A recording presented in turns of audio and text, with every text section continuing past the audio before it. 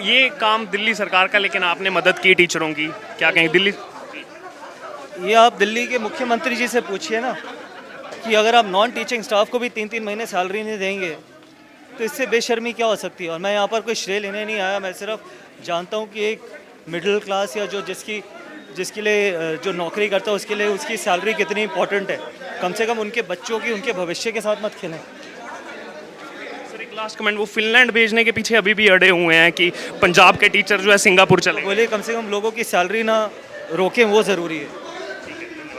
ये हमारे साथ गौतम गंभीर, पूर्वी दिल्ली से सांसद, जो पिछले कुछ दिनों से मुद्दा बना हुआ था दिल्ली में नॉन टीचिंग स्टाफ को लेकर, 12 कॉलेजों को लेकर के अगर बात की जाए, टीचरों को वेतन नहीं मिल रहा था। तो यहाँ पर जो शिक्षक थे वो गए, गौतम गंभीर से मिले, सांसद से मिले, और उसके बाद जा करके गौतम गंभीर ने समय लिया एलजी से, और दिल्ली के उपराज्यपाल विनय कुमार सक्सेना के पास जा करके इन्होंने अपना जो है प्रस्ताव रखा। और उसके बाद ये जो फंड्स हैं वो रिलीज़ किए गए। जो काम था दिल्ली सरकार का, जो काम था मनीष सिसोदिया का, शिक्षा मंत्री, क्योंकि अगर बात की जाए तो कहा जाता है कि दिल्ली की शिक्षा में क्रांति लाई गई है, तो वहीं दूसरी तरफ वो काम जो है वो पूर्वी दिल्ली से सांसद गौतम गंभीर ने किया, इन शिक्षकों की जो है मदद की। और पिछले कुछ महीनों का जो फंड्स रुके हुए थे वो एलजी के पास गए और वहाँ जा कर के जो है वो फंड्स को रिलीज़ किया जो दिल्ली सरकार को करने थे। देखिए, मुझे याद है जब आप मुझसे मिलने आए थे तो मैं जानता हूँ कि एक सैलरी क्लास के लिए उनकी सैलरी कितनी ज़रूरी है। और ये कोई मैंने, आप मेरे पास आए ज़रूर यही सोच के होगी कि मैं एक सांसद हूँ, लेकिन मैंने आपकी मदद एक सिर्फ एक दिल्ली वासी के प्रति करी थी कि मैं एक दिल्ली वासी हूँ। क्योंकि बहुत बार ये बोला जाता है कि आप किसी पॉलिटिशियन या किसी नेता के पास जाओ तो वो समस्याएं तो सुन लेते हैं, लेकिन उसके बाद उसका कोई समाधान निकलता नहीं। ये बहुत कम लोगों को पता है कि जब मैं बड़ा हो रहा था तो मैं भी ऐसे ही परिवार में पढ़ा हुआ हूँ जो एक सैलरी क्लास थी।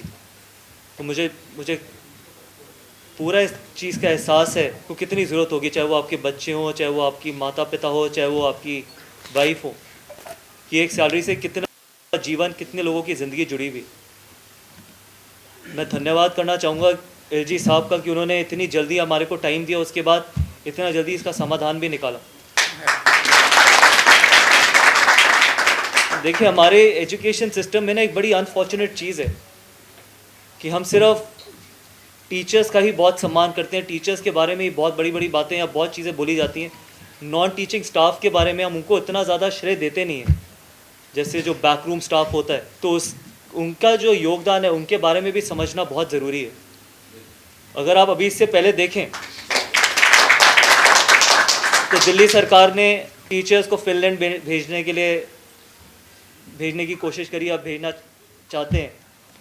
लेकिन हम कब बात करते हैं नॉन टीचिंग स्टाफ की? जब एग्ज़ाम्स होते हैं, जो कंडक्ट करता है उसके बारे में तो कोई भी बात नहीं करता।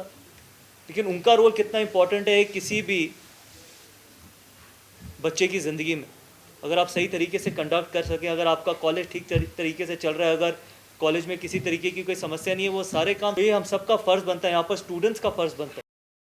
इनफैक्ट सारी फैकल्टी का जिम्मेदारी बनती है कि नॉन टीचिंग स्टाफ की भी जो योगदान है वो लोगों को, बच्चों को बताएं। तो इससे मेरा मानना है कि आई होप, मैं ये ईश्वर से प्रे कर सकता हूँ कि आगे आपको सैलरीज़ में, अभी मेरे को पता चला आपकी जनवरी की भी सैलरी रुकी हुई है, तो कम से कम ये चीज़ें आपको इन चीज़ों से भुगतना पड़े या इन चीज़ों के बारे में ना सोचना पड़े। अगर आपको इन चीज़ों के बारे में नहीं सोचना पड़ेगा तभी आप और बेहतर तरीके से अपने कार्य कर पाएंगे। और जो युवाएं, जो यहाँ पर स्टूडेंट्स हैं, हम सब जानते हैं कि देश के भविष्य यहाँ के स्टूडेंट्स ही हैं। तो इस देश को आगे बढ़ाने में नॉन टीचिंग स्टाफ का भी बहुत बड़ा रोल है। इस तरीके से आप उनको संभालेंगे, उनके लिए चीज़ें करेंगे, उसी तरीके से ये देश आगे बढ़ेगा। तो आगे मैं सिर्फ इतना ही कह सकता हूँ कि मैं यहाँ पर कोई श्रेय लेने नहीं आया, यहाँ पर कोई ये आपको खड़े होकर बताने नहीं आया कि जी मेरी वजह से ये काम हुआ है। कि हम सब की जिम्मेदारी बनती है कि आपको कम से कम आपकी सैलरी की तरफ से आप कोई परेशानी ना हो। तो अगर आगे आने वाले वक्त में मैं किसी भी लायक आपके लिए खड़ा हो पाऊँ, किसी भी और चीज़ के लिए खड़ा हो पाऊँ, तो बिल्कुल आपके साथ खड़ा। और एक आखिरी चीज़ ज़रूर कहना चाहूँगा कि अगर आगे, वैसे तो आपको कभी मेरी ज़रूरत ना पड़े, अगर दिल से जुड़ना बहुत ज़रूरी है, दिल से उस कार्य को उठाना ज़रूरी है, एलजी साहब के पास लेके जाना ज़रूरी है, उनके सामने आपकी समस्या रखना ज़रूरी है, और उन्होंने सुनी भी, उन्होंने उसका समाधान निकाला भी, तो आप वैसे मुझसे कभी भी वो मिलने आ सकते हैं। मैं वैसे ज़रूर आऊँगा, कभी भी कॉलेज में बुलाएंगे, लेकिन ऐसे ये फेलिसिटेट करना और ये मेरे को जताना कि मैंने बहुत बड़ा काम किया, मैंने कोई बहुत बड़ा काम नहीं किया, ये हम सबको मिलके करना चाहिए। तो धन्यवाद। मैं ये बताना चाहूँगा, जब हमें पता लगा कि गौतम गंभीर सर ने हमें घर पे बुलाया और हम गए और इतनी सहजता से उन्होंने मतलब हम लोगों से मिले और बात करी। और सबसे एक बात मैं और बताना चाह रहा हूँ, एक हमारे साथी ने बोला कि सर आप हमारे एरिया से ही हैं, ईस्ट दिल्ली से। हाँ, तो सर ने ये बोला कि मैं जो है ना यहाँ पे जात किसी एरिया या किसी के लिए नहीं हूँ, मैं आम लोगों के लिए हूँ और उनकी समस्याओं के लिए हूँ। तो जो ये उनका एटीट्यूड डाउन टू अर्थ था, तो ऐसा मैंने कहीं देखा नहीं। और उसके बाद उन्होंने ये बोला कि कोई भी जाएगा नहीं, सब यहाँ पे चाय नाश्ता लेके जाएंगे। बहुत अच्छी तरह से हमारा जो स्वागत हुआ वो शायद मैंने पहले कहीं नहीं देखा। उसके बाद उन्होंने 2 दिन के अंदर ही हमारी समस्या को एलजी साहब तक पहुँचाया और हमें वहाँ बुलाया और एलजी साहब से रूबरू कराया। और एलजी साहब ने इतनी जल्दी लेटर लिख के दिल्ली गवर्नमेंट को आदेश दिया कि ये जैसे भी है इनकी समस्या का परमानेंट सॉल्यूशन होना चाहिए। तो अब मैं इसका अपनी पूरी परिषद की तरफ से धन्यवाद करता हूँ गौतम जी का।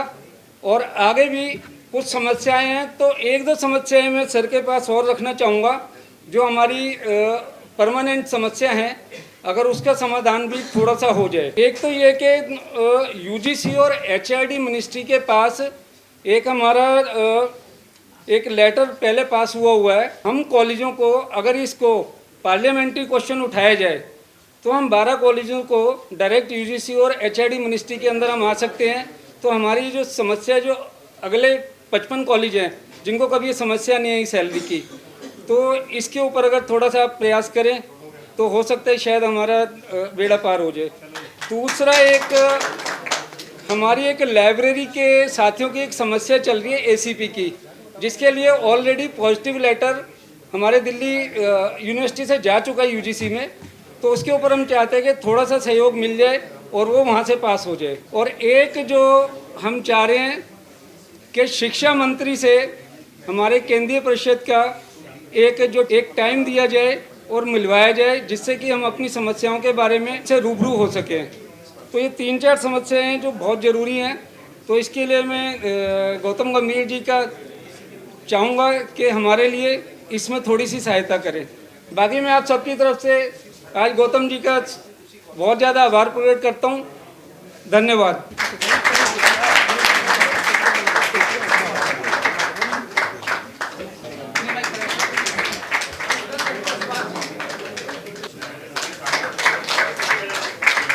गौतम गंभीर जी ने हमारा जो 12 कॉलेजों के कर्मचारी हैं उनकी दिक्कत और उनकी जो परेशानियां थी कि उनको कितने महीनों से उनकी तनख्वाह नहीं मिल पा रही थी, उस मुद्दे पर जो इन्होंने इनका योगदान रहा है और जो इन्होंने हमारा मदद की है, उसके लिए हम दिल की गहराइयों से इनका आभार व्यक्त करते हैं।